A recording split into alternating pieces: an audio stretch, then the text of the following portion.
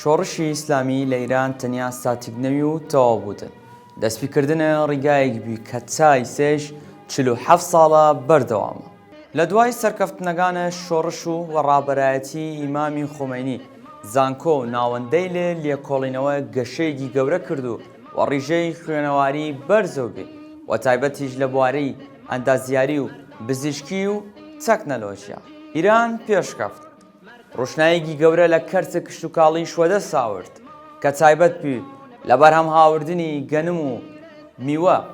کەرتی داهێنانیش تازە کرد و گەشە کرد و تایبەتیش لە بوارەی لە تەکنەلۆژیای پیشەسازی دەرمان و تەکنەلۆژیای پزیشکی و پشتگیریکردن فرێک لە کۆمپانیەکان. ئیران پەیوەندی ئابووری خۆی وەگەڵ وڵاتەی لە هاوسا هاوسنوور و قایم کرد و تایبەتیش وە لە عێراق لە بواری وزە و خواردن و ئاڵوگۆڕکردنی بازرگانی. و فکرت و ئیران لە کام بوار فرەتر پێشکەفتن داشتیە لە ناوەی حەمکە ساڵەیدا لە کۆمێت ئەرامان بیشنەی.